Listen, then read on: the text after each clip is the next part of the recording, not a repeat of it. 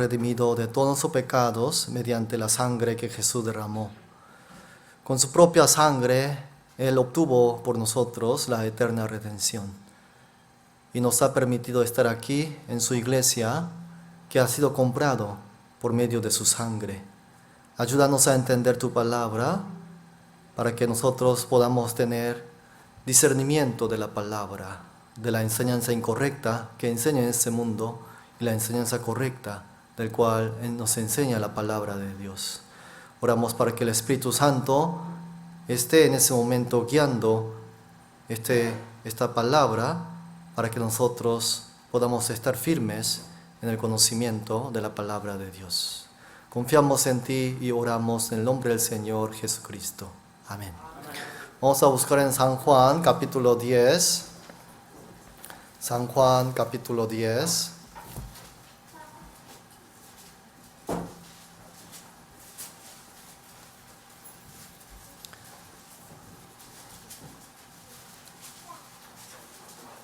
San Juan capítulo 10.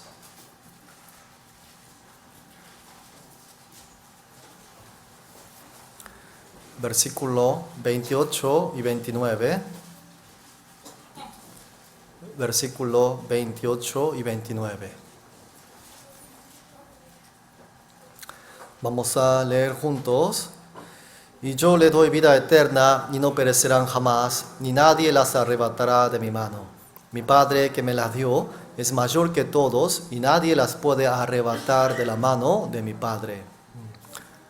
Jesús aquí está diciendo, este Jesús, le doy vida eterna y no perecerán jamás, ni nadie las arrebatará de mi mano. Mi Padre que me las dio es mayor que todos y nadie las puede arrebatar de la mano de mi Padre. Y versículo 30 dice, yo y mi Padre uno somos. Entonces, Jesús dice, yo le doy vida eterna. La vida eterna es la salvación. La salvación es el perdón de todos los pecados. El perdón de todos los pecados es nacer de nuevo como hijo de Dios. ¿Quién es el que da eso? ¿Es el hombre que las consigue por medio de sus obras? No, no es así. Es Jesús quien da al hombre. En el libro de Efesios capítulo 2, versículo 8 y 9, yo le voy a leer, dice así, porque por gracia sois salvos por medio de la fe, y esto no es de vosotros, pues es don de Dios. Dice, por gracia sois salvos por medio de la fe, y esto no es de vosotros, no es del hombre, es de Dios. Por eso Jesús dice, yo le doy vida eterna, y no perecerán jamás. ¿Qué significa perecer jamás? Jamás va a ir al infierno. El que tiene vida eterna jamás va a ir a la muerte. Va a haber la muerte en el infierno. Y luego dice, nadie las puede arrebatar. Nadie las puede. Una vez que le ha sido dada la vida eterna, esa persona que tiene la vida eterna, la Biblia dice, nadie las puede arrebatar de la mano de Jesús. Y luego dice en el versículo 28, nadie las puede arrebatar de la mano de mi Padre. Y luego dice, yo, Jesús y Dios mi Padre, nosotros somos uno. Por eso la salvación es tan perfecto, es tan seguro. Porque ¿quién lo protege? ¿Uno mismo? No, no lo protege uno mismo. Lo protege el Señor Jesús y lo protege Dios Padre. ¿Y quién es el que está confirmando eso? Esta afirmación, el Espíritu Santo. Vamos a buscar Efesios capítulo 1. Efesios capítulo 1. Versículo 13. Efesios capítulo 1, versículo 13. Vamos a leer. En él también vosotros, habiendo oído la palabra de verdad, el evangelio de vuestra salvación, y habiendo creído en él, fuisteis sellados con el Espíritu Santo de la promesa. Entonces, aquí está diciendo, en él también vosotros, habiendo oído oído la palabra de verdad, el evangelio de vuestra salvación. Por eso en el libro de Colosenses hay un día preciso que escucharon, que oyeron y conocieron la gracia del amor de Dios en verdad.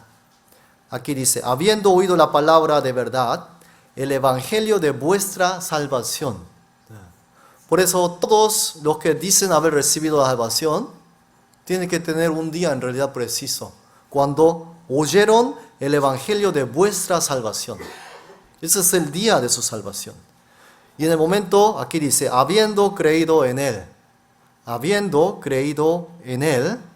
en la sangre de Jesús, fuisteis sellados con el Espíritu Santo de la promesa.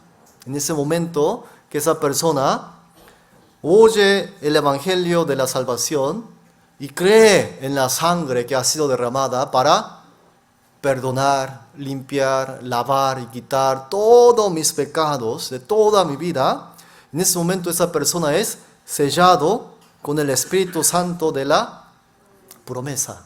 Versículo 14, el Espíritu Santo de la promesa, que es las arras de nuestra herencia hasta la redención de la posesión adquirida para alabanza de su gloria.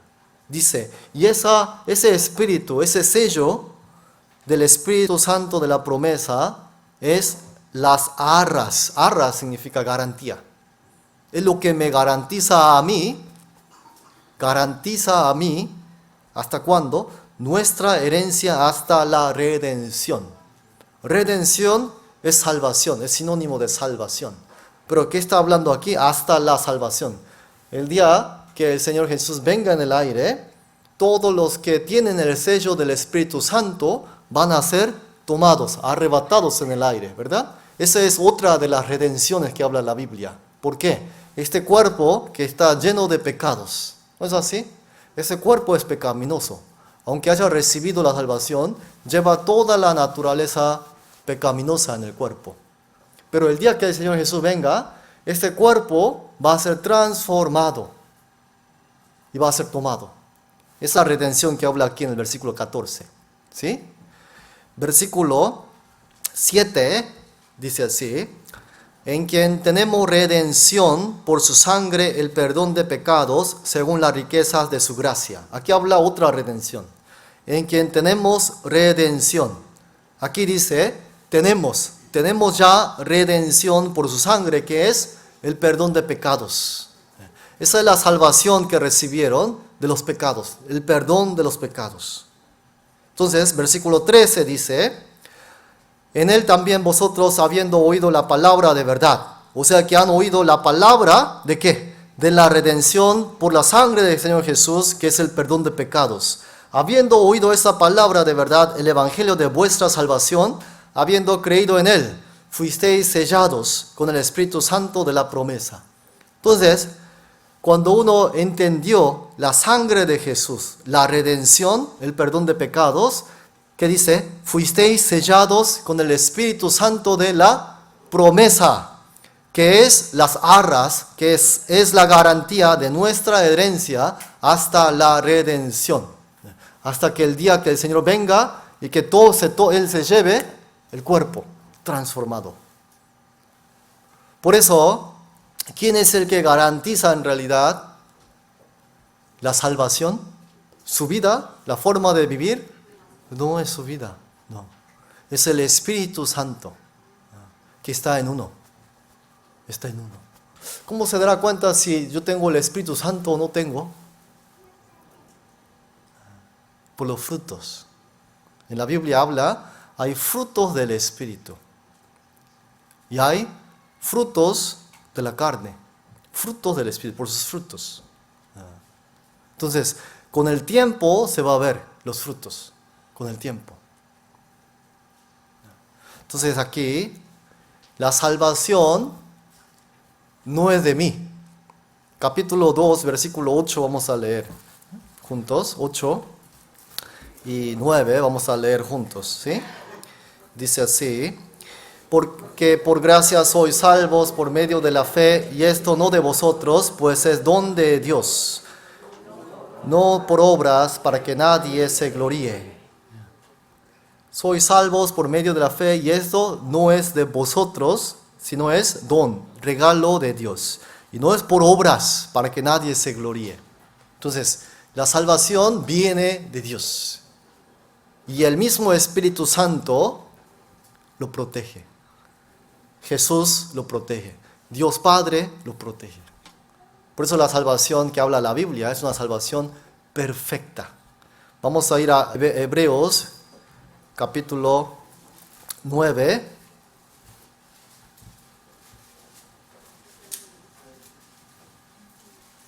Capítulo 9, versículo 12. Hebreos capítulo 9,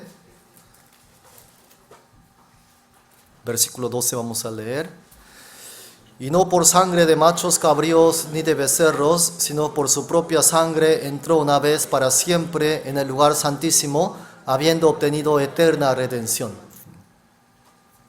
Aquí dice, no con sangre de machos, cabríos, ni de becerros, no con sangre de animales, como se sacrificaba a lo largo del Antiguo Testamento, sino por su propia sangre, con la propia sangre de Jesús, entró una vez para siempre, dice una vez para siempre. ¿Qué es lo que está marcando aquí? ¿Cuántas veces se tiene que sacrificar por el pecado? Una vez. Y este sacrificio dura para siempre, está diciendo. Una vez para siempre en el lugar santísimo. Y luego dice, habiendo obtenido, que ya la obtuvo, está en pasado, habiendo obtenido eterna redención. Entonces, cuando el Señor Jesús con su propia sangre obtuvo la eterna redención. Ahora, el día que ustedes creyeron, no. 2000 años atrás, en el año 33, cuando Él fue crucificado. Él al tercer día resucitó. Una de las cosas que Él hizo en esos 3 días, ¿qué es? Una de las cosas que hizo fue, con su propia sangre, entrar una vez al lugar santísimo y obtener eterna redención para nosotros. Y el día que ustedes escuchan o han escuchado el evangelio de vuestra salvación, les está dando ese regalo de la salvación, lo que Él le ha hecho. Por eso es eterna redención. ¿Recuerdan en el libro de Efesios que acabamos de leer, capítulo 1? En quien tenemos redención por su sangre, que es el perdón de los pecados. ¿Qué es redención? Perdón de pecados. Él pagó. La Biblia dice, la paga del pecado es muerte. Entonces, si uno de los que está aquí ha cometido 2 millones de pecados, toda la vida. Él pagó, el Señor Jesús pagó con su propia sangre 4 millones. La Biblia dice que pagó el doble. ¿Suficiente o no es suficiente? Es suficiente. Él ya pagó. Entonces, ¿hay que uno ponerse a llorar por los pecados? ¿Hay que estar uno dudosos aquí en su corazón por los pecados? ¿Qué hago con mis pecados? ¿Cómo lo resuelvo con mis pecados? ¿Hay que estar así? No. Él ya pagó. ¿Qué va a decir el Señor Jesús? Hijo, yo ya pagué, hice lo que tenía que hacer. Por eso en la cruz, antes de entregar mi espíritu, yo dije, consumado es. Que todo está pagado. Todo está pagado. Todos tus pecados han sido pagados con mi propia sangre. Si no me crees, ve mis obras, dice la Biblia. Vamos a regresar a San Juan 10, donde estábamos. San Juan 10,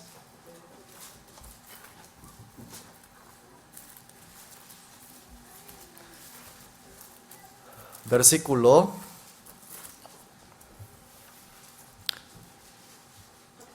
28, voy a leer.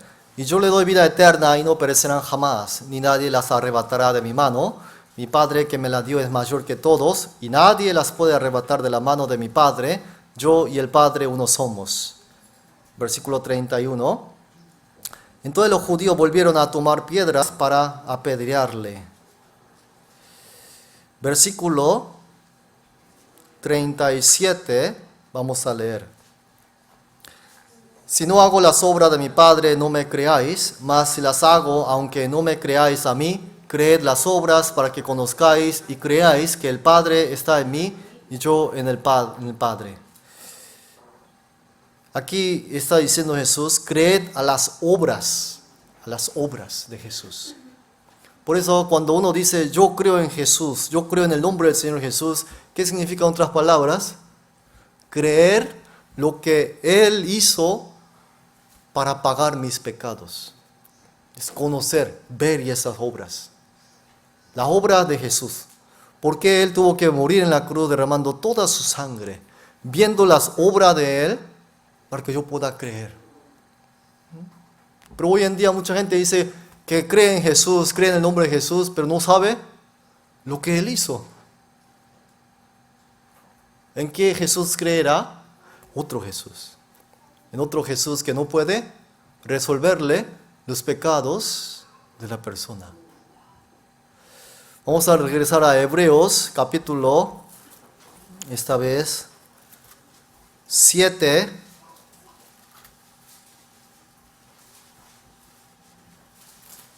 Capítulo 7, versículo 25. Dice así, por lo cual puede también salvar perpetuamente a los que por Él se acercan a Dios, viviendo siempre para interceder por ellos. Está hablando de Jesús. En el versículo 22 dice, por tanto Jesús. Versículo 25, por lo cual puede también salvar perpetuamente a los que por Él se acercan a Dios, viviendo siempre para interceder por ellos. Entonces aquí dice, Jesús, aquí dice, puede también salvar perpetuamente. Perpetuamente significa para siempre, eternamente. A los que por Él, a los que por Jesús, a los que por su sangre se acerca a Dios. Entonces la única manera de acercarse a Dios es por medio de la sangre de Jesús. Hebreos capítulo 4, versículo 8 y 9 vamos a leer ahora. Hebreos capítulo 4, versículo 8 y 9.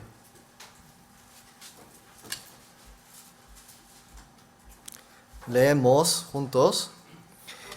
Y aunque era hijo, por lo que padeció, aprendió la obediencia. Capítulo 5, 8 y 9.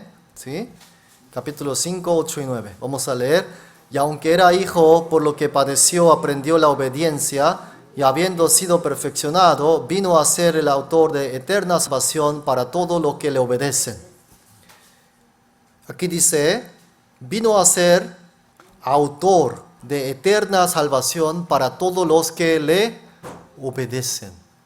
Aquí una palabra muy importante, para todos los que obedecen a Jesús, pero en realidad es la obra que Jesús hizo. Él es el autor de la eterna salvación. Eterna salvación. ¿Qué significa eterna? Para siempre. La salvación es eterna. Una vez que tiene vida eterna, la salvación es eterna. Dura para siempre. No es temporal. Para todos los que le obedecen. ¿Obedecen a qué será aquí?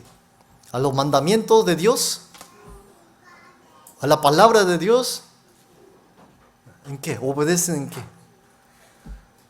A la sangre de Jesús. Lo que obedecen a qué? A la sangre que ha sido derramada para perdón de pecados. ¿Sí se entiende? ¿Por qué? Porque hay mucha gente que habla de sangre, pero no cree. Por eso en la Biblia dice, de pecado en cuanto no creen en mí. De pecado en cuanto no creen en la sangre de Jesús, en la obra de Jesús. Por eso aquí dice, para todos los que le obedecen, en la sangre que derramó Jesús para perdón de pecados, para esa gente es autor de la eterna salvación. Eterna salvación. Hebreos, vamos a ir a capítulo 9.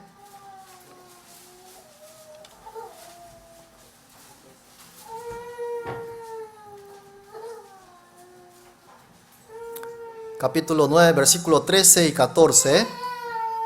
Capítulo 9, versículo 13 y 14 vamos a leer.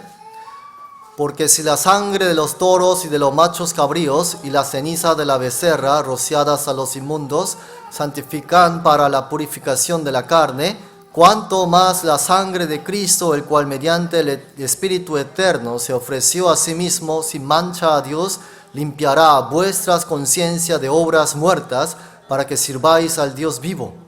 Aquí está comparando dos tipos de sangre. La sangre de animales, ¿verdad?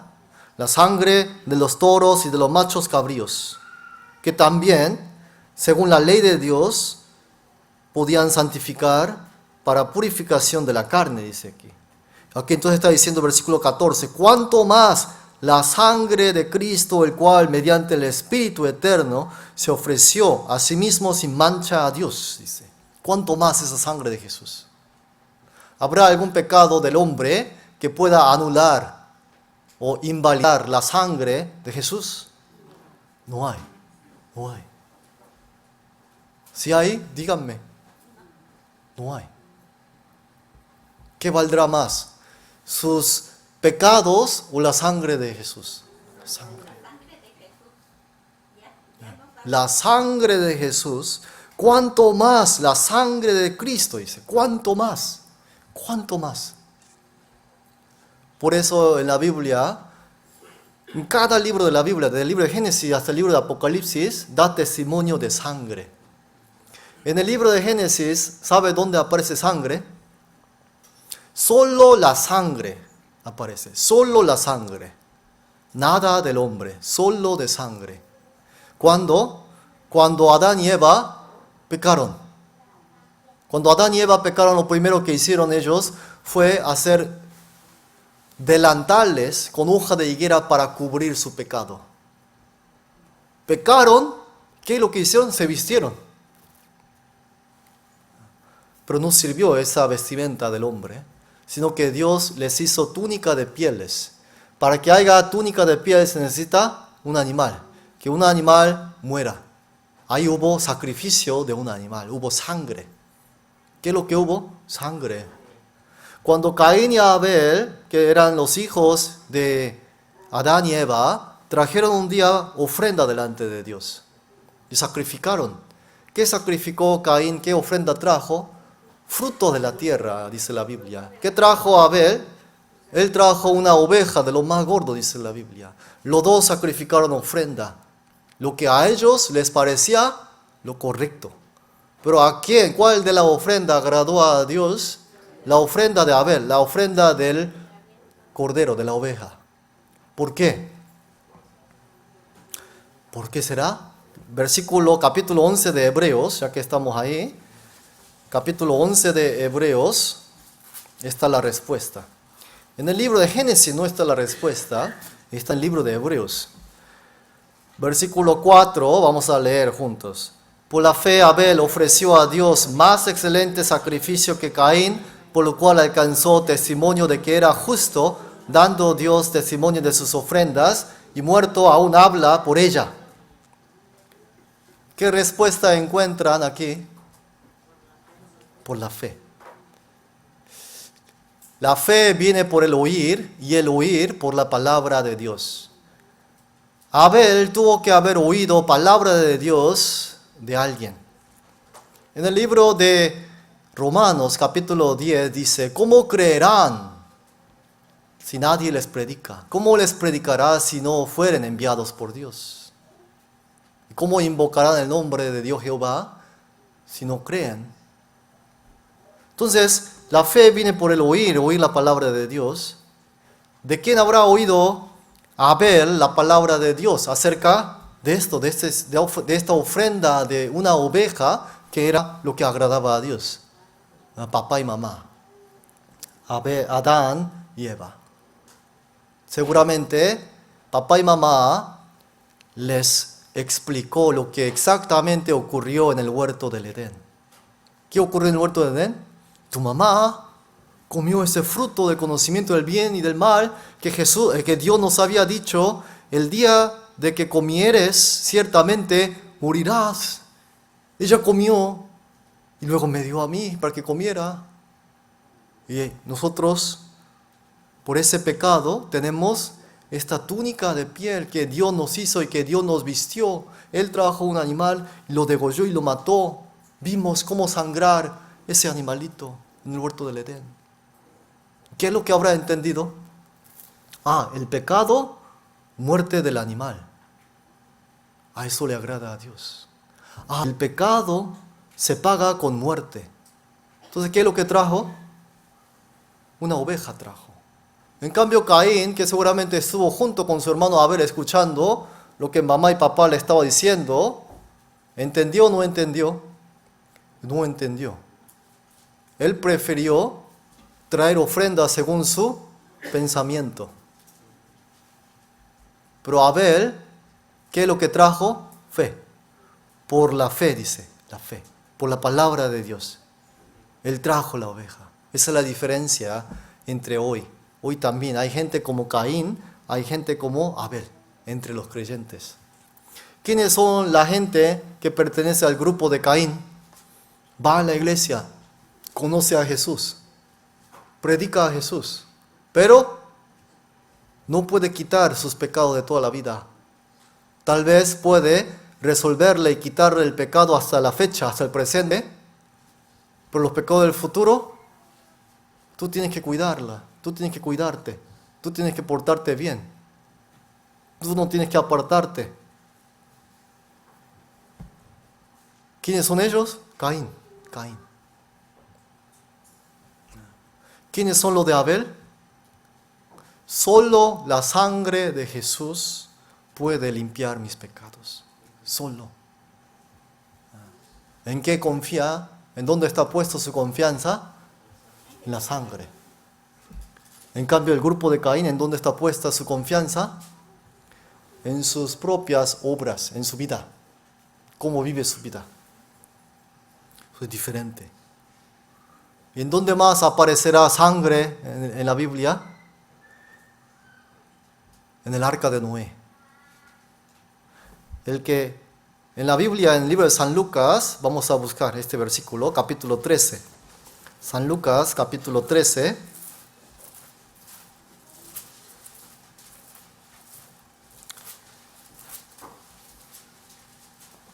Versículo 23 y 24. San Lucas 13, 23 y 24. Vamos a leer.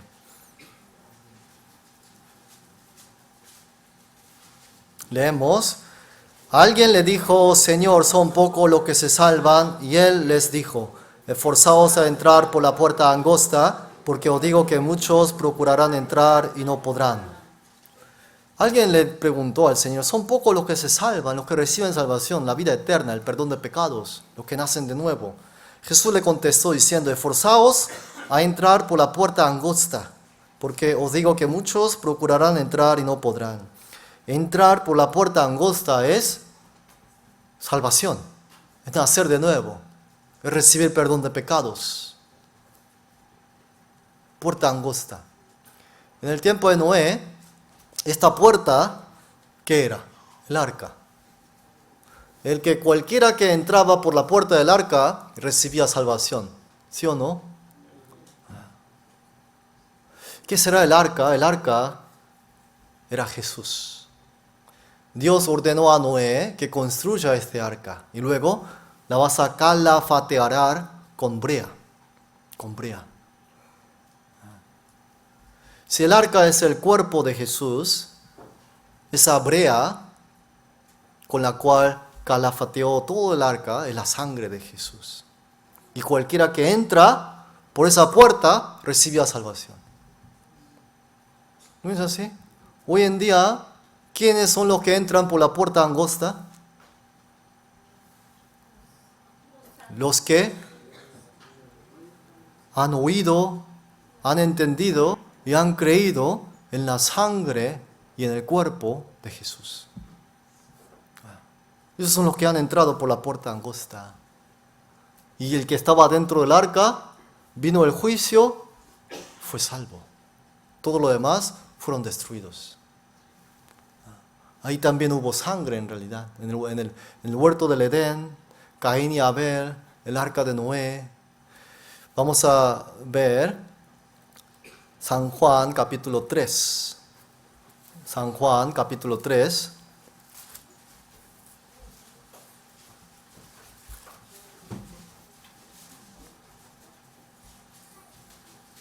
Versículo 14 y 15.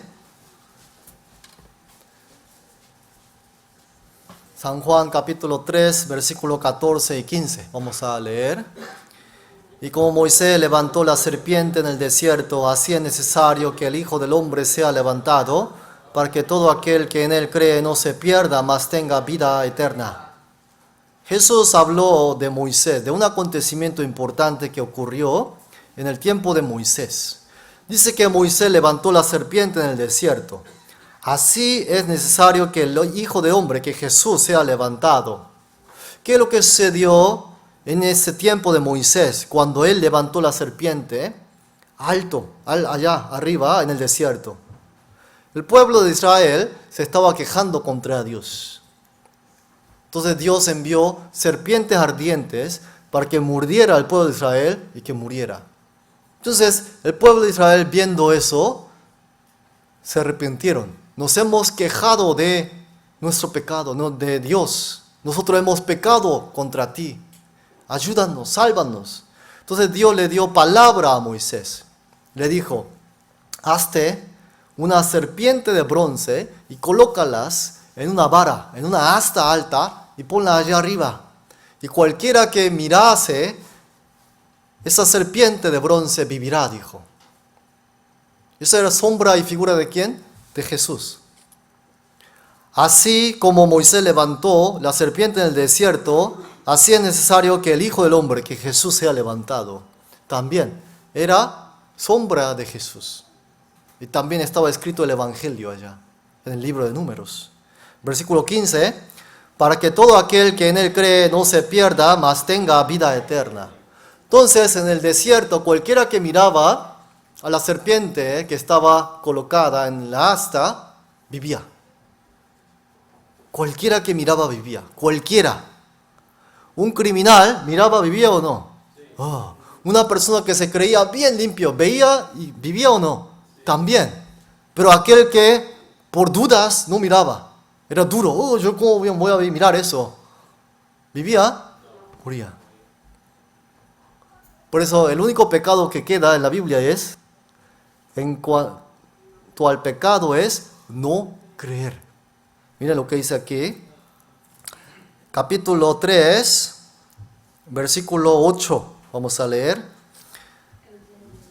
El que en él cree no es condenado, pero el que no cree ya ha sido condenado, porque no ha creído en el nombre del unigénito Hijo de Dios.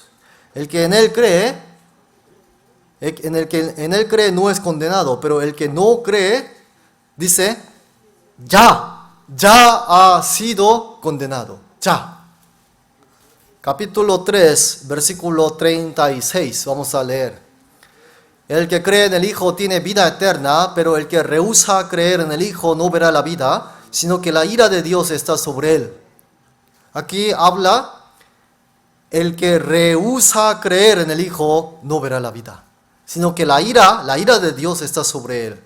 Rehúsa creer. ¿Qué es rehusar creer? Se les pone el evangelio de la salvación, la sangre de Jesús, diciéndole, solamente por medio de la sangre uno puede resolver los pecados, por medio de la sangre solamente. Pero hay quienes que dicen, rehúsa creer. No, ¿cómo solamente la sangre? Entonces, si es solamente por la sangre, tú puedes pecar así nomás, porque ya todo está perdonado. No, yo no puedo creer. Está bien que la sangre de Jesús haya perdonado todos mis pecados, pero tú tienes que cuidarte. Si no, te pierdes, te vas al infierno. ¿Esa persona cree en la sangre o no cree? No cree. Por eso aquí la Biblia dice, el que rehúsa creer. ¿Qué dice la Biblia? La ira de Dios está sobre él, sobre esa persona. Ese es el pecado, el único pecado que queda. Rehusar creer, el no creer en la sangre. Entonces, En cada uno de los libros de la Biblia, ¿qué es lo que da testimonio en realidad? Pura sangre de Jesús, al 100%. Pura sangre. Nada de obras del hombre, nada del pensamiento del hombre, solamente sangre de Jesús. Entonces uno dice, entonces yo voy a pecar así nomás. Yo puedo pecar todas las veces que yo quiera porque todos mis pecados están perdonados. ¿Será esa persona que entendió el Evangelio, el amor de Dios? Así dice la gente que no ha entendido. En realidad es al revés. La persona que de verdad entendió la sangre, el amor de Dios, dice al revés. Entonces ahora yo no voy a cometer pecados. Voy a hacer todo lo posible para vivir para el Señor.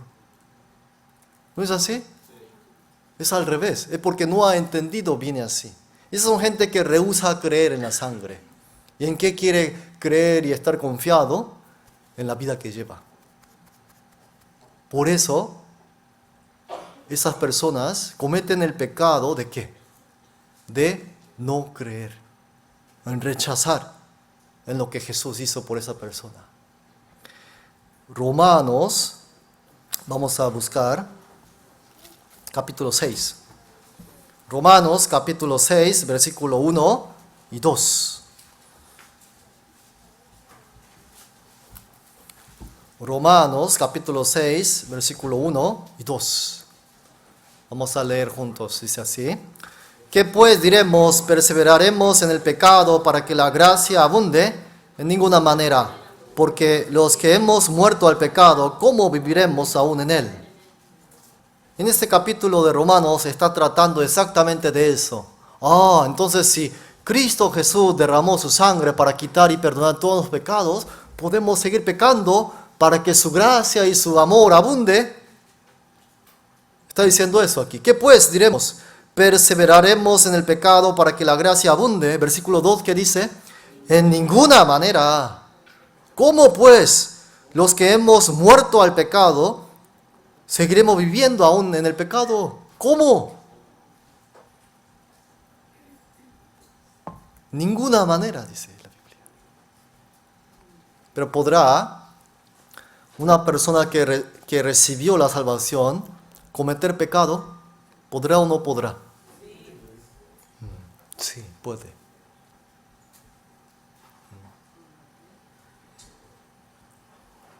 En la Biblia hay miles de leyes, en realidad. ¿Se lo sabe o no se lo saben? No. Entonces es más probable que estén cometiendo el pecado. ¿No es así? Entonces, comete el pecado. Para el hombre no es posible, mientras que está en este mundo, aún para el hombre que recibió salvación, no es posible que ¿qué? Vivir como Jesús, sin pecado. ¿Por qué? ¿Qué es lo que tiene aquí este cuerpo pecaminoso que lo heredó de Adán? El cuerpo tiende a pecar. El cuerpo, todo el tiempo, tiene deseos de la carne y tiende a pecar. Pero, ¿qué es? Por eso, ¿qué es lo que sucede cuando el Hijo de Dios? ¿Quiénes son los hijos de Dios? Los que recibieron salvación. ¿Qué pasa entonces si el Hijo de Dios peca? Vamos a ver algunos de los versículos en la Biblia. Vamos a buscar primero Hebreos. Hebreos capítulo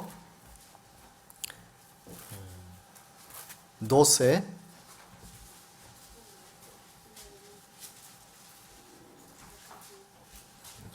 Hebreos capítulo 12.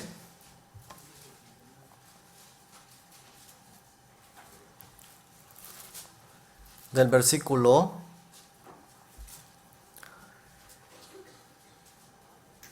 4, el versículo 4 voy a leer. Porque aún no habéis resistido hasta la sangre combatiendo contra el pecado. El Hijo de Dios combate contra el pecado. Aquí dice, aún no habéis resistido hasta la sangre, hasta morir contra el pecado. Tiene esa fuerza. Antes de recibir la salvación, no tiene la fuerza de combatir el pecado. Al revés, disfruta pecando. Y sigue disfrutando y buscando más el pecado. Y disfruta. Pero el que recibió la salvación, ¿quién ha entrado en el corazón de uno? El Espíritu Santo. Entonces ahora sí tiene la fuerza y el poder para pelear contra el pecado. Por eso aquí dice, combatiendo contra el pecado. Versículo 5. Y habéis ya olvidado la exhortación que como a niños se os dirige, diciendo, Hijo mío, no menosprecies la disciplina del Señor, ni desmayes cuando eres reprendido por Él. ¿A quién le está diciendo? Hijo mío, dice. ¿A quién le dice? A los hijos, a los que nacieron de nuevo, está diciendo. Hijo mío, no menosprecies la disciplina del Señor, ni desmayes cuando eres reprendido por Él. Entonces, cuando un hijo de Dios, después de haber recibido la salvación, peca, cuando viene a cada sermón y escucha palabra de Dios, siente que es reprendido.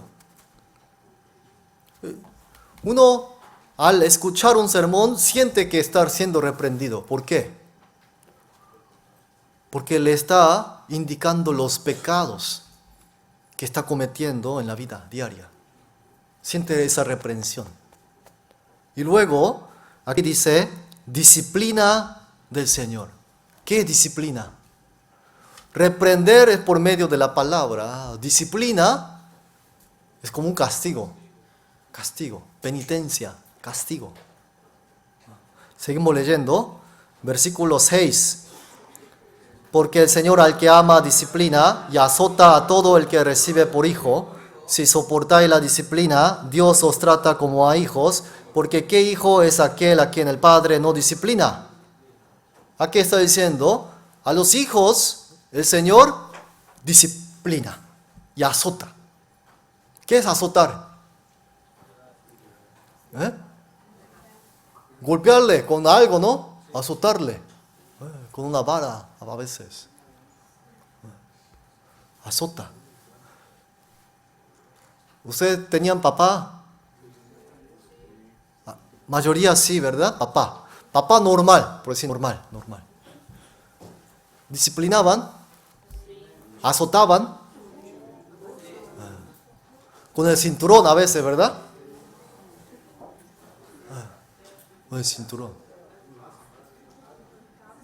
A veces con una vara. En mi casa siempre había una vara. Una para mí, otra para mis hermanos. Mira, esta es tuya. Y lo dejaba ahí atrás colgado. Sí. Pero, ¿disciplinaba a mi papá al hijo de los vecinos? No. Solamente a sus hijos. Lo mismo Dios. Dios no disciplina a los que no han nacido de nuevo, los que no son sus hijos. ¿Por qué? A ellos les espera juicio e infierno. Pero a sus hijos disciplina. ¿Por qué? Si el hijo, en lugar de vivir por este camino que Dios quiere, se va desviando hacia el mundo, hacia el pecado, ¿qué hará como padre que ama a su hijo? Disciplinar. Cuanto mayor es el pecado, la disciplina y el castigo es mayor. ¿No es así? Cuando se roba el hijo $1, cuando el hijo se roba $100, pero de una tienda. Es diferente, ¿verdad? Es diferente. El castigo es diferente. Por eso aquí dice, hay disciplina, hay azote, hay disciplina, hay reprensión. Versículo 8, vamos a leer. Pero si se os deja sin disciplina, de la cual todos han sido participantes, entonces sois bastardos y no hijos. Pero resulta que uno dice haber recibido salvación, dice ser hijo de Dios, se va desviando hacia el mundo, al pecado. Pero nada pasa. No hay disciplina, no hay castigo. Y cada vez le va mejor todavía. Aquí en la Biblia dice, sois bastardos y no hijos. No es hijo. ¿Sí se entiende? Hay disciplina a los hijos por el pecado.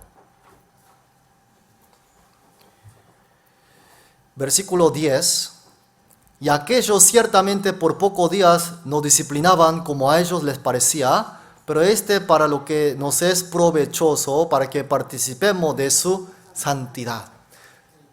La disciplina, el castigo, los azotes, las reprensiones, es para nuestro provecho, para que nosotros cada vez seamos más santos, más limpios en nuestra vida, más limpios. ¿Qué significa más limpios?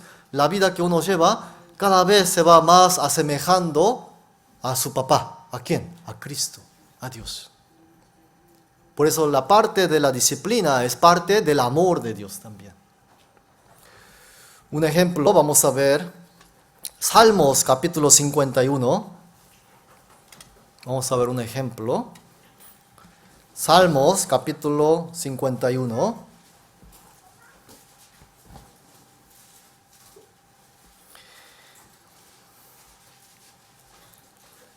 Antes del versículo 1 dice así: al músico principal, Salmo de David, cuando después que se llegó a Betsabé, vino a él Natán, el profeta. Entonces, ¿saben qué sucedió David con Betsabé? Dice que David se llegó a Betsabé. Betsabé era una esposa, una mujer de uno de sus soldados. Pero David cometió adulterio, fornicación. Tomó la mujer de uno de sus soldados a escondidas. Y luego hizo matar al marido de Betsabé. Pecado grande, ¿verdad? Muy grande. Versículo 12, vamos a leer juntos. Vuélveme el gozo de tu salvación y espíritu noble me sustente. Aquí dice, ¿qué es lo que es? ¿David es un hombre que recibió salvación o no? Sí. De acuerdo a la Biblia, él es un hombre que recibió perdón de pecados. Y él mismo dijo en el libro de Romanos, bienaventurados los hombres que el Señor no inculpa de pecado. Bienaventurados los hombres que sus pecados son cubiertos. Pero él pecó, pero un pecado grande. ¿Qué es lo que ha pasado? ¿Se le perdió la salvación? ¿Va al infierno? No. Se le fue el gozo de la salvación. ¿Qué significa esto? Cuando uno recibe salvación, tiene grande gozo en el corazón. Está feliz. Pero cuando uno peca, ese gozo de la salvación se va disminuyendo. Por eso aquí David pide, vuélveme el gozo de tu salvación y espíritu noble me sustente. Se va el gozo de la salvación cuando entra el pecado. ¿Sabe por qué los cristianos, habiendo recibido la salvación, lleva un tiempo con mucho gozo, regocijo, felicidad y alegría? Por ahí un tiempo como que andan deprimidos, tristes, sin gozo, pecado. Por eso deben ustedes examinar en qué pecado estaré yo metido en ese momento delante de Dios. Porque hay muchos pecados que no se dan cuenta que es pecado, pero están cometiendo pecado.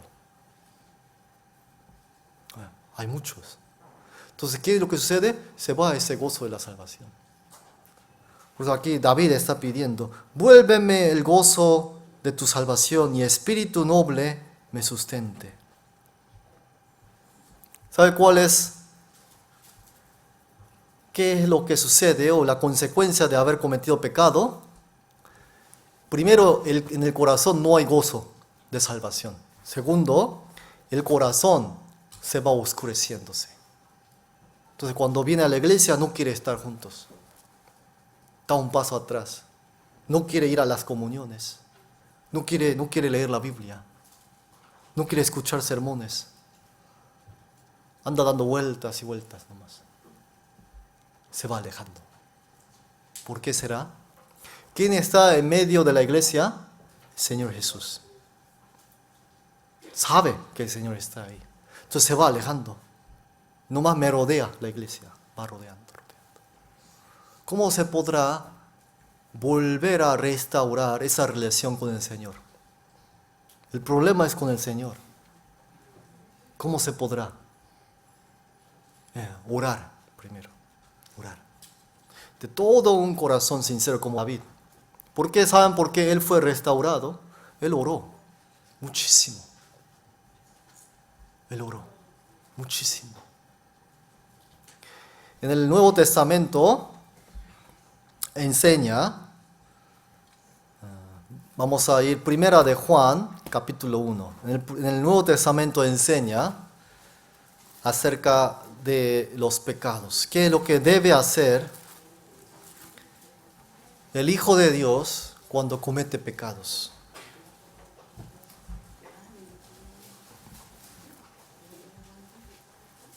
Primero Juan, capítulo 1.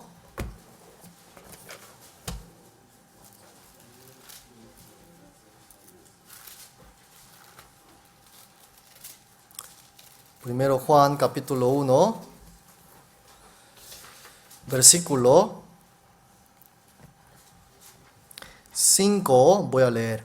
Este es el mensaje que hemos oído de él y os anunciamos: Dios es luz y no hay ningunas tinieblas en él. Si decimos que tenemos comunión con él y andamos en tinieblas, mentimos y no practicamos la verdad. Pero si andamos en luz como él está en luz, tenemos comunión unos con otros y la sangre de Jesucristo, su Hijo, nos limpia de todo pecado.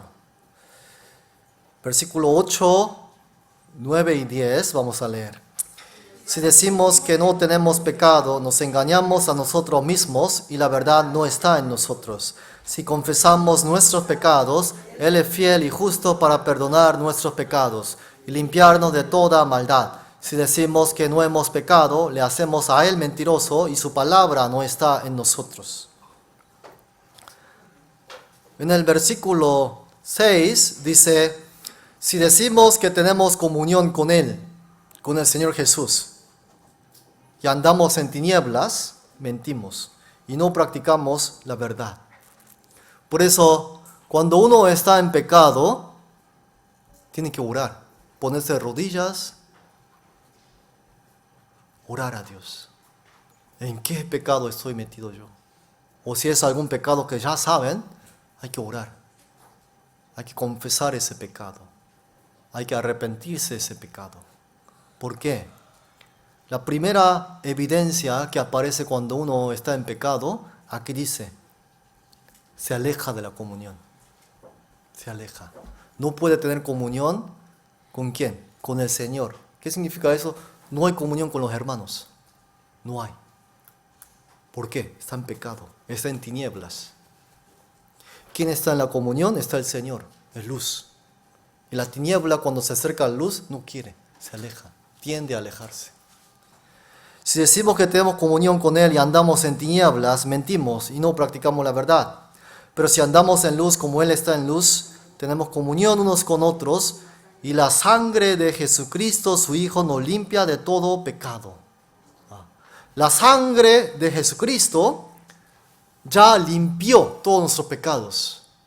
Pero cuando, siendo hijo de Dios, peca, ¿qué hay que hacer? Versículo 9 dice: si confesamos nuestros pecados, Él es fiel y justo para perdonar nuestros pecados y limpiarnos de toda maldad. Confesar habla aquí. ¿Pero de qué confesar estará hablando aquí? Todo el pecado está perdonado, ¿sí? Aquí, confesar significa lo siguiente: el hijo cometió una maldad, se encerró en el cuarto, no quiere salir a dar su cara. Se encierra y evita, ¿qué? Verse ¿con quién? Con los miembros de la familia. ¿Por qué? Papá y mamá, ¿sabe o no sabe? Sabe la maldad que ha hecho. Espera para que dé la cara, pero el hijo no quiere, se encierra. ¿Puede haber comunión entre ellos? No hay comunión. Él anda en tinieblas, no hay comunión. Entonces, ¿qué es confesar? Dar la cara. Hijo, tú tienes que dar la cara. Tienes que confesar al Padre, a tu Padre Dios. Él ya perdonó, pero Él quiere, aún así, que tú confieses la maldad que hiciste. Si es hombre, eres hombre, pórtate como si fuera un hombre. ¿No es así? Eso es lo que está esperando. Pero si el hijo se trata de evitar y evitar y evitar, cada vez más se mete en la oscuridad, en las tinieblas. Por eso aquí habla de confesar los pecados. Peca, pero hay que confesar, hay que decirle a Dios, Dios, Padre, yo he hecho estas maldades, he cometido estos pecados. En mi familia, en el trabajo, en la iglesia, yo he cometido estos pecados. He amado más al dinero que a ti. Podía haber ido a la comunión, pero no fui. Podía haber ido al servicio, pero no fui. Yo sé que eso está mal. Uno tiene que confesar. ¿Por qué? Si no confiesa, ¿qué significa? Se va acumulando esos pecados. Y hay disciplina.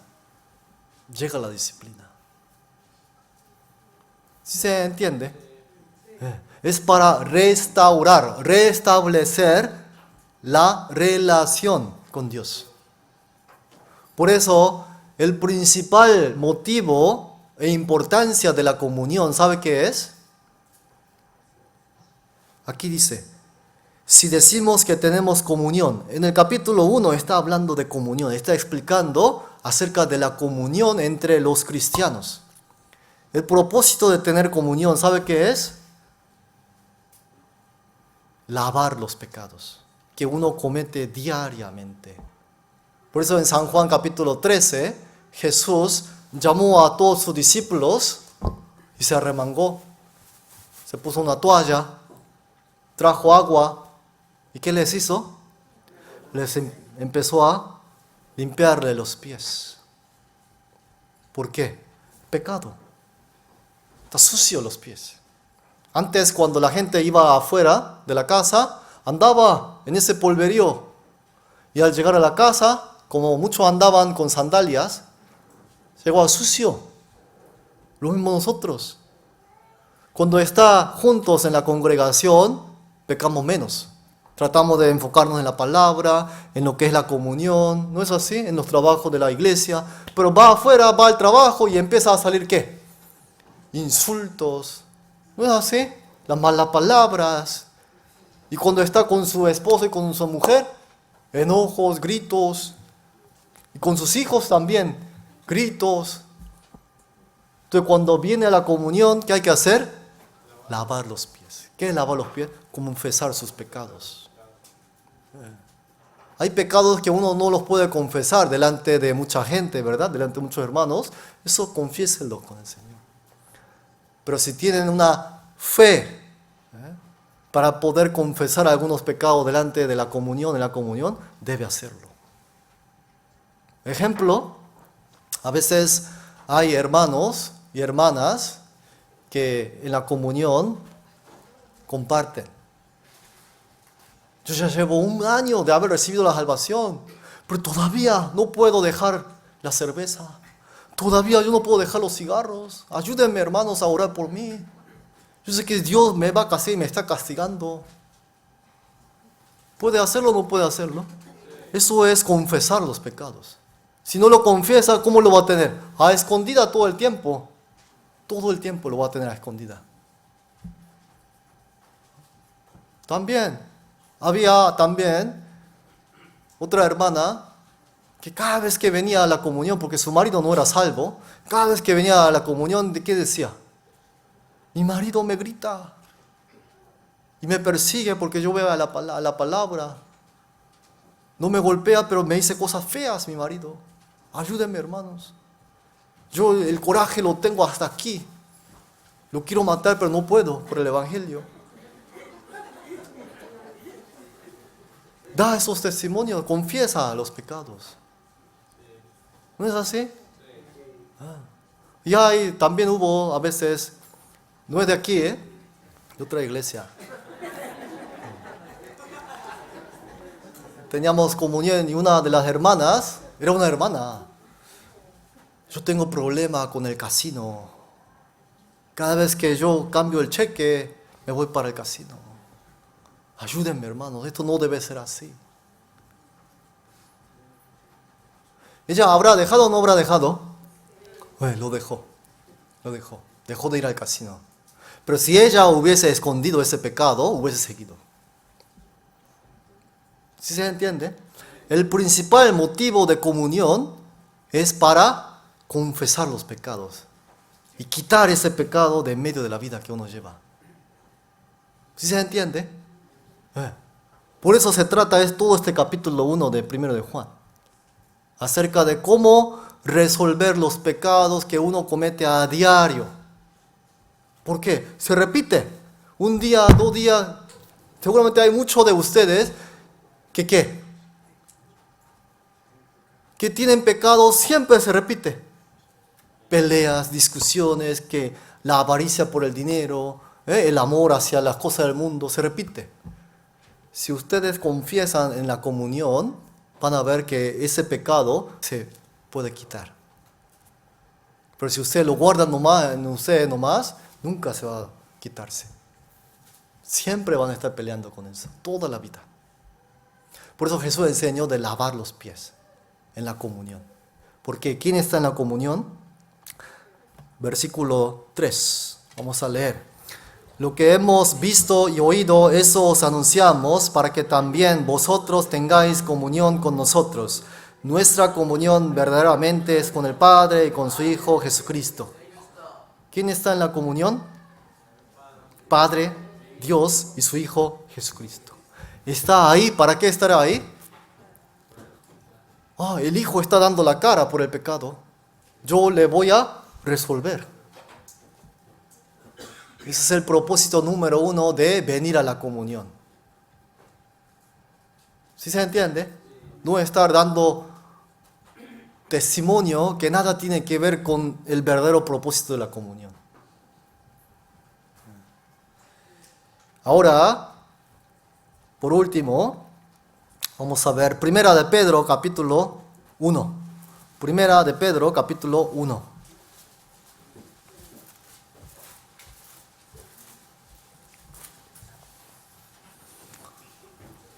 Primera de Pedro, capítulo 1.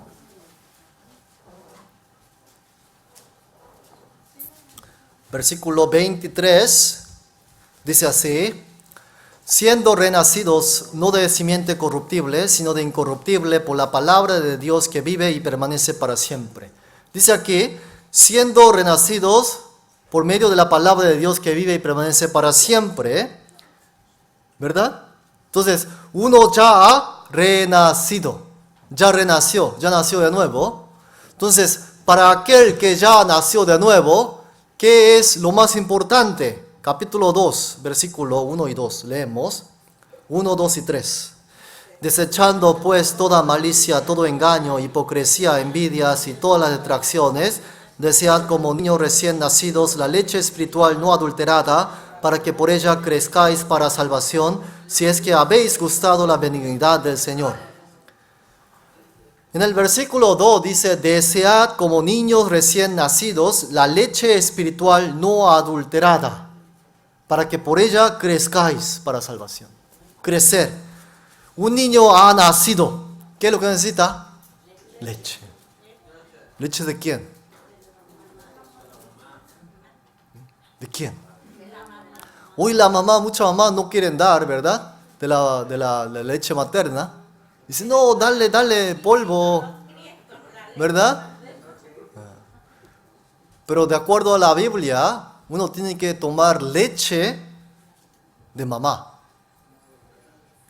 Desea como niño recién nacido la leche espiritual no adulterada, porque la otra leche es adulterada. ¿Cuál será la leche no adulterada? Es la palabra de Dios que se da por medio de la iglesia donde nacieron de nuevo. Dios es Padre, la iglesia es como la madre y el Hijo nace. La iglesia donde nacieron de nuevo es la madre. Entonces, ¿dónde tienen que recibir la palabra? En la iglesia donde nacieron de nuevo. Esa es la leche no adulterada. ¿Por qué la Biblia dirá leche adulterada? Un ejemplo yo le voy a dar. Puede darle a su hijo leche de perro. Ahí tiene un perro, también tuvo crías. Mujer, mejor le damos la leche del perro, porque nosotros amamos mucho al perro también. Hay gente que ama mucho al perro, ¿no? ¿Por qué no puede dar leche al perro? Está adulterada. Si habiendo nacido de nuevo, se va a otra iglesia donde no hay palabra, donde no nacieron de nuevo, es leche de perro, de acuerdo a la Biblia. ¿Quieren ver? Filipenses, capítulo 3. Filipenses, capítulo 3.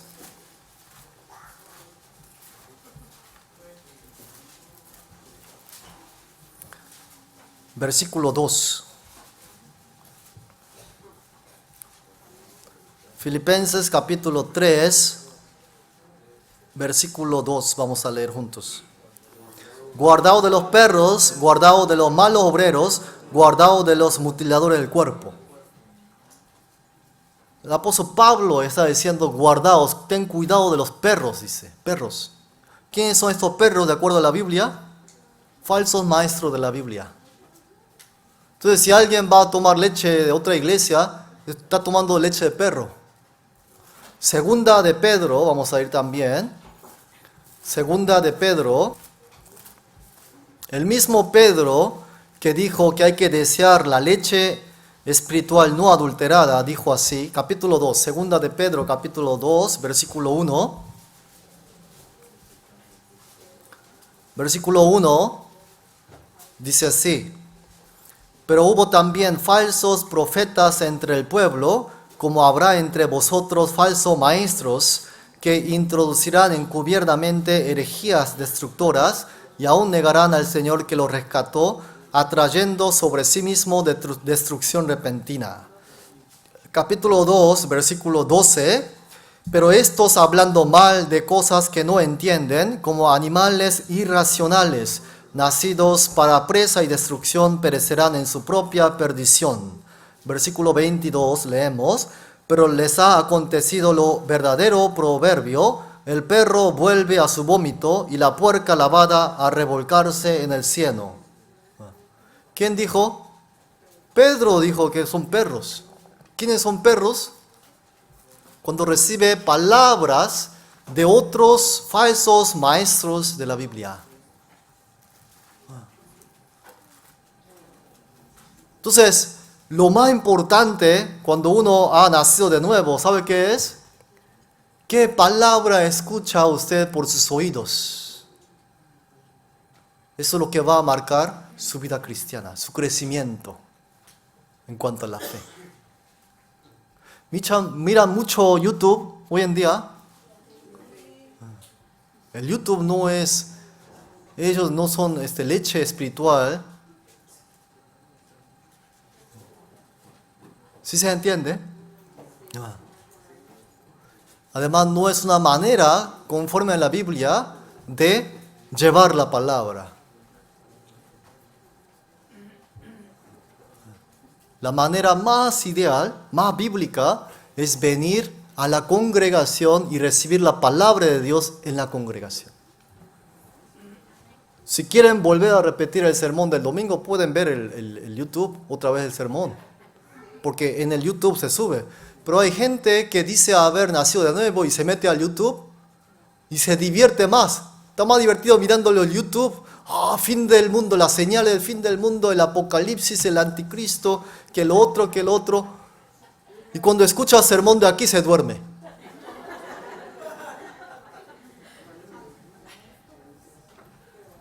Esa persona muy probable que no haya nacido de nuevo. Por eso YouTube no es un medio en donde pueden alimentarse. Está la Biblia. Si tienen tiempo, ¿qué hay que hacer? Leer la Biblia. Leer la Biblia. Proverbios, capítulo 20, 19. Capítulo 19 de Proverbios.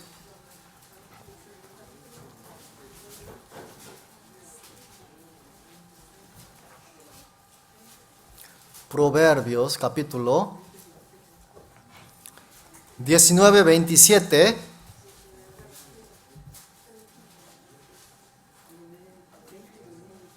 Vamos a leer juntos. Versículo 27. Cesa, hijo mío, de oír las enseñanzas que te hagan divagar de las razones de sabiduría. ¿A quién le está diciendo aquí en la Biblia? Al que es hijo, al que nació de nuevo. Cesa, cesa. Es dejar de escuchar. Dejar de escuchar enseñanzas de otro lado. Muy importante. Muy, muy importante. ¿Por qué? ¿Por qué será tan importante escuchar solamente la palabra de Dios que se da por medio de la iglesia, que tiene la función de la madre, en donde nacieron de nuevo? Dios envía su palabra. ¿A dónde? A la iglesia. Está Dios, está su iglesia. La cabeza de la iglesia es Cristo. La iglesia está encima de todas las cosas, dice la Biblia. Entonces, por medio de su iglesia, no por medio de cualquier iglesia, de su iglesia. ¿Qué es la iglesia bíblica que habla la Biblia? La iglesia por la cual Jesús ganó por su propia sangre. ¿Qué significa eso? La verdadera iglesia es la congregación de las personas que tienen sangre de Jesús. Que tienen sangre de Jesús. Solamente la sangre de Jesús. La cual Él ganó, dice. Él ganó por su propia sangre. Entonces, ¿dónde Dios dará la palabra de Dios? A su iglesia. Entonces, si no es una congregación en donde la gente que se congrega por medio de la sangre de Jesús solamente, eso no es iglesia. Aunque allá se predique palabra de Dios, no importa cuán bonito sea la predicación, ¿qué es? Adulterada. Está adulterada. Lamentablemente es adulterada. Adulterada. ¿Cómo sabrá uno si una iglesia es verdadera o falsa? ¿Para qué tiene la boca? Para preguntar. ¿Cómo nació de nuevo usted? ¿Cómo recibió salvación usted? ¿A quién habrá que preguntar? Al que predica la palabra. Pero si empieza a dudar y empieza a decir cosas que nada tienen que ver con la Biblia, ¿qué es? Adulterada. Adulterada. Por eso Dios solamente da palabra de Dios a su iglesia. Y ahí tiene que estar uno. Por eso aquí en la Biblia dice, cesa, hijo mío, de oír las enseñanzas que te hacen divagar. ¿Qué es divagar? Uno ya lo confunde. Divaga, confunde. Todo mezclado. Todo mezclado. Por eso, ¿sabe cuál es la característica a veces de las personas que reciben la salvación después de haber estado muchísimo año en otra iglesia con otra enseñanza y viene y recibe salvación en un seminario de la Biblia? ¿Sabe cuál es la característica? Divaga mucho, porque trae enseñanza de otro lado. Divaga. Dice cosas de aquí, cosas de allá, no concuerda nada. Esa es la característica de la gente de haber estado muchos años en otra enseñanza. Divaga. Parece que sabe mucho, pero está en un desorden total. Divaga. Esa es la característica. ¿Por qué sucede eso? Dios es Dios de orden, Dios de paz.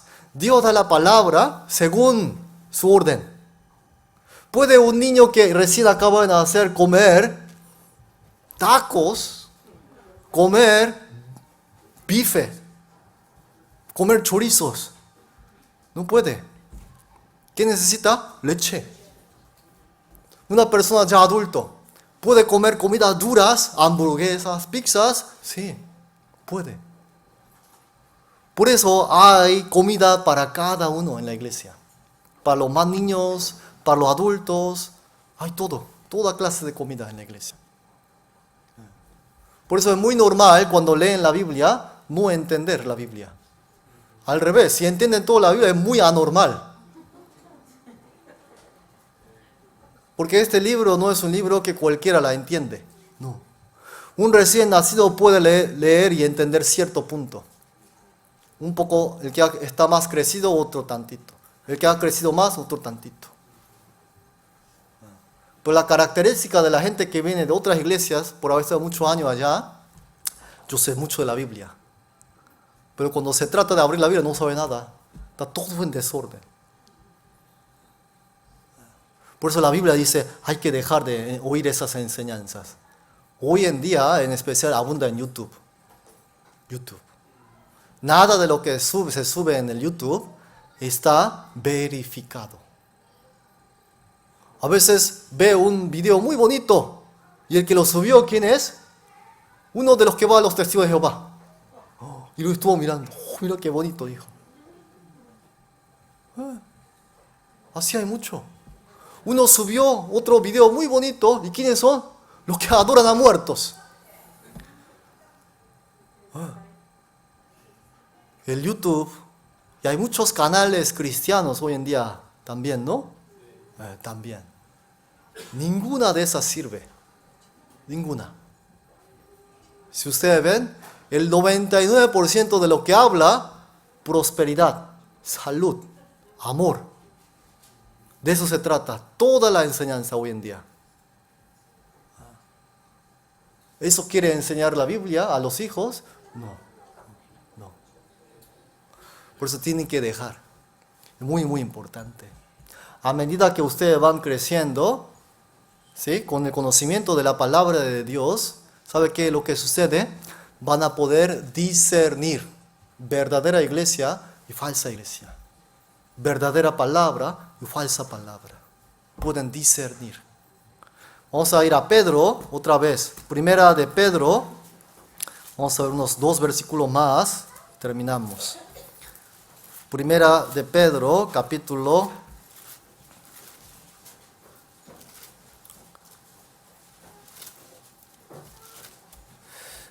2 de Pedro, capítulo 3.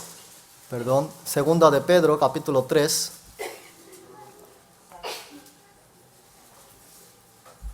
Segunda de Pedro, capítulo 3, versículo 18.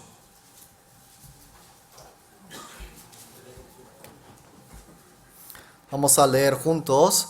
Antes bien, creced en la gracia y el conocimiento de nuestro Señor y Salvador Jesucristo. A Él sea gloria ahora y hasta el día de la eternidad. Amén. ¿Cómo concluye Pedro aquí en el libro de Pedro? Antes bien, creced. Dice, crecer en la gracia y el conocimiento de nuestro Señor y Salvador Jesucristo. Crecer en el conocimiento. ¿Cómo puede uno conocer en el crecimiento?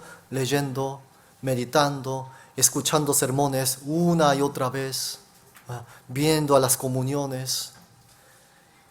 A Él sea gloria ahora y hasta el día de la eternidad. Amén. Tenemos que dar gloria al Señor, gloria. Pero para eso uno primero tiene que conocer la palabra. Último versículo, vamos a Salmos 119. Salmos 119. Salmo 119, versículo 9. Vamos a leer. Salmos 9. Vamos, Salmo 119, versículo 9. Vamos a leer. Salmo 119, versículo 9. ¿Con qué limpiará el joven su camino? Con guardar tu palabra. ¿Con qué limpiará el joven? ¿Con qué limpiará el que nació de nuevo su camino? Guardar tu palabra. Hay que guardar mucho la palabra de Dios en el corazón. Versículo 10. Con todo mi corazón te he buscado, no me dejes desviarme de tus mandamientos. En mi corazón he guardado tus dichos para no pecar contra ti. Este corazón hay que utilizar ahora, no para pecar, sino para guardar tus dichos. La palabra de Dios para no pecar contra ti. Para no pecar. Hay gente que peca mucho por el amor hacia el mundo, hacia las cosas del mundo, el dinero. Hay que buscar muchos versículos de la Biblia acerca de esos temas, de la avaricia. Hay algunos de aquí que su debilidad es el adulterio y la fornicación. Hay que buscar mucha palabra relacionado a esos temas y guardar mucho. Hay gente que su debilidad es escuchar palabras en otros lados. Hay que ¿qué? Guardar esas palabras para no pecar contra ti, para no pecar contra Dios. Hay que guardar mucho. El que no guarda va a pecar. Entonces hoy vamos a aprender hasta que el otro domingo vamos a seguir aprendiendo. ¿Sí? Vamos a orar y terminamos. Dios Padre, gracias por esta enseñanza que nos ha dado hoy. Sabemos cuán importante es la palabra de Dios, la Biblia, que recibimos por medio de la Iglesia Madre, para que nosotros podamos crecer en cuanto a la fe y en esta vida cristiana. Ayúdanos para que cada uno de nosotros estemos firmes en la Iglesia y que ninguno se desvíe para otro lado. Gracias por todo y oramos en el nombre del Señor Jesucristo que nos ama. Amén. Gracias.